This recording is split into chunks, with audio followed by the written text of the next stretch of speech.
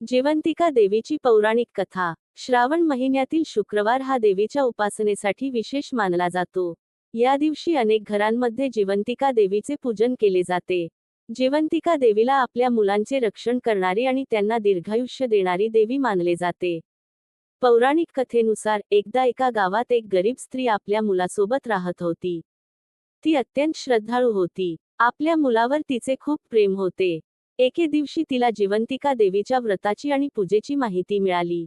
श्रद्धेने तिने श्रावणातील शुक्रवारी जिवंतिका देवीचे पूजन केले। देवीसमोर दिवा लावून तिने आपल्या मुलाच्या दीर्घायुष्यासाठी आणि सुख समृद्धीसाठी प्रार्थना केली।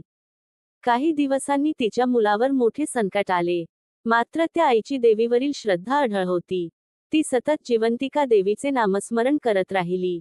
आईची भक्ती आणि तिची प्रार्थना पाहून देवी प्रसन्न झाली।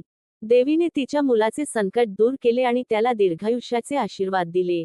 त्या दिवसापासून जिवंतिका देवीची पूजा मुलांच्या आरोग्यासाठी, दीर्घायुष्यासाठी आणि त्यांच्या रक्षणासाठी करण्याची परंपरा सुरू झाली, अशी श्रद्धा आहे।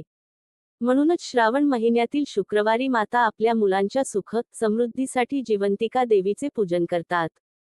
देवीसमोर दिवा लावून मनोभावे प्रार्थना करतात आणि म्हणतात, हे जिवंतिका माते, माझ्या लेकरांचे सदैव रक्षण कर। त्यांना उत्तम आरोग्य, दीर्घायुष्य आणि सुखी जीवन दे। जिवंतिका मातेला मनोभावे नमस्कार। सर्व माता भगिनींच्या लेकरांवर जिवंतिका मातेची कृपा सदैव राहो। जय जिवंतिका माता।